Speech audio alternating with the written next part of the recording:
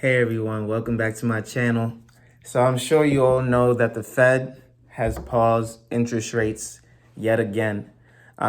Rates have been at 5.02, and it is definitely having an effect on the economy. We're now seeing, um, you know, cracks in the banking sector. Also, some good news. A lot of those people who got laid off from big tech companies like Google, they're finding work in other places like Chase Bank. Um, quick story. So I was watching the Dave Ramsey podcast the other day, and he was going over someone who makes $230,000 plus bonuses and everything else, and they still lost all that wealth. It's not wealth, it's all those riches that they were earning, right? You're making over $20,000 a month, and somehow the bank account is empty.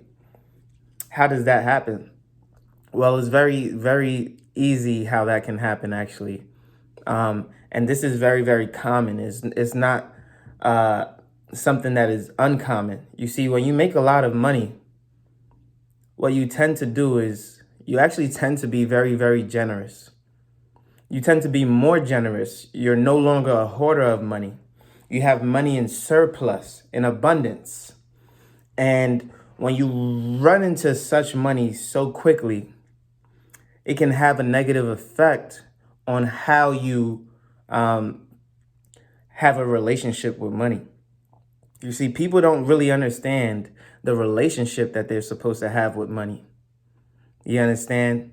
Imagine having a guy or a girl, and because you get so many guys or girls, all you do is say, I don't care about her, or I don't care about him.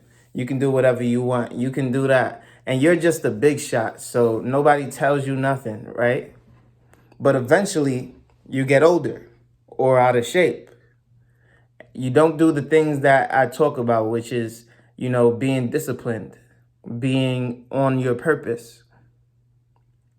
And what happens is, slowly but surely, that attraction starts to fade. People are no longer interested in what you have to offer. And now you're trying to cling on to what you once had. What you once had in abundance is no more. Well, it's the same thing that applies to money. If you treat money with zero respect, eventually it will come back to haunt you. But when you treat money with the utmost respect, you will continue to make more and more of it.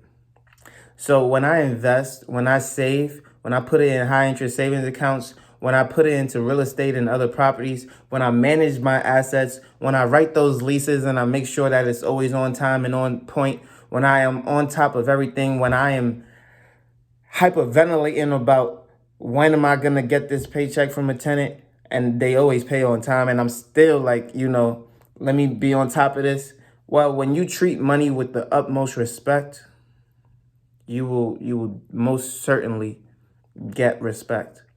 And you will get more of it, right? When you stay in a gym, when you stay fit, when you stay in shape, when you stay getting to a bag, when you stay getting to the money, your attraction will only increase.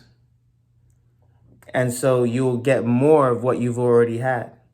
Even if you don't want it, even if it's an annoyance at this point, you still do what you're supposed to do because that's who you are. And what you find is that when a lot of people make such high amounts of money, which is not many people, and I don't really think it's a bad thing, but what they tend to do is they tend to give in surplus, in abundance, more than they have. You see, I'm about to throw this big event, but it's a one-time thing. It's not something that I do every single month. It's something that I'm doing this year because I want to show people that I truly care about them, I love them, and I want them around. But it's not something that I will constantly do to the detriment of my finances and my financial well-being. These are the same people who invite me to parties, invite me to special occasions, invite me to things that are important to them because they want me around. regardless of what I have to offer. And so I want to return the favor by doing something for them. But in this case, you have a guy who made $230,000 a year, plus bonuses being upwards of $50,000. And there are even those who make $300,000 a year with bonuses that are matching that of $300,000 a year, right? So these are the top 1% of earners in America today, especially from an employee standpoint. And what do we get? Well, we get people who might give their parents $5,000 each, which is $10,000. You might give your girlfriend or your boyfriend another $2,500 a month. Your mortgage, $3,000 a month. You've been making this money for upwards of 10 years. You don't have any investments, and you only have a savings account with $40,000 in it. All your expenses, the car that you're paying on, all of your expenses that are adding up, you only have 3 months worth of savings in your emergency fund. 10 years of hard work and only 3 months of savings in your emergency fund. It's hard to stomach. It's hard to wrap your head around. And then you start to think, when was this person going to get ready for retirement? With $40,000 after 10 plus years of making over $200,000. So money definitely isn't everything. Earning money isn't everything. Keeping money is more important. Someone who makes $40,000 a year over 10 years would have made $400,000. If you told me that they can save 10% of their income and have the same amount of money as that guy when he got laid off, I would say that is totally possible. Would it have been hard for them to save 10% on a $40,000 salary? Yes. But is it doable? Yes. People invest 15 to 20% of their income on $30,000 salaries. So why not someone who's making 40 when the average income in America today is right around 50,000? Right?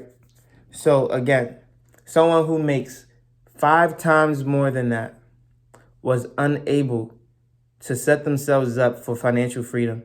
But the benefit of that is you get that shock. You get back to reality. You get to understand who's truly in your corner. When you've been financing other people's lives for so long, you get to understand who's truly with you when everything stops. When you no longer can give your girlfriend or boyfriend $2,500 a month. When you can't give your family $10,000. How are you going to bounce back from that? Now, going to Google and maybe making 120, 150, that's a $100,000 pay cut. But when you no longer have the expenditures that you once had of supporting everyone's lifestyle, you can now start to rebuild, recoup, even on that income. But some people don't think it's possible. And the number one reason is they don't budget.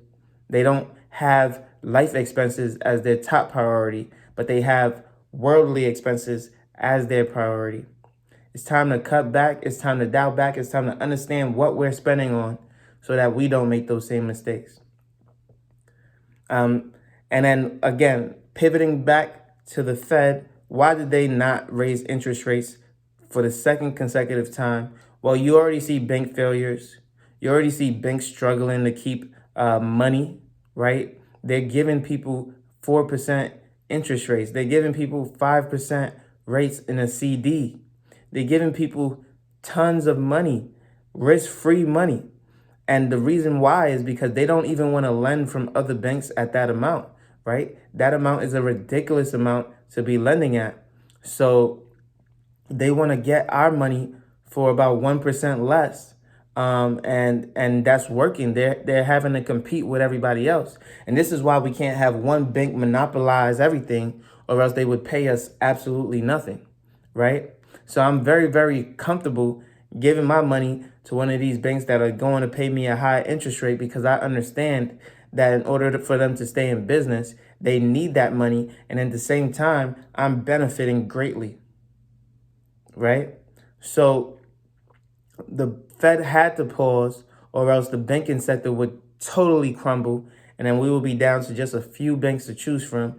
And honestly, a lot of people would not understand the ramifications of that until they realize that you're now getting charged a fee, $25 a month, just to have a bank account. Can you imagine when that would start to occur? I would be taking paper checks every single day. Thank you, thank you, thank you. And then I would still need to cash those out for how much, right? So it's definitely good to not have a monopoly and, do something that is sustainable for the long term. We do see inflation coming down month after month after month. And so the Fed is ready and understanding that with student loans coming back very, very soon, a lot of people will have the inability to spend as they were before. And a sense of normalcy would definitely be coming back to the market. So if you like this video, make sure you leave a like, comment, and subscribe. You know I post every single day at 8 a.m. daily on YouTube and Rumble. And I can't wait to see you on the next one. Peace.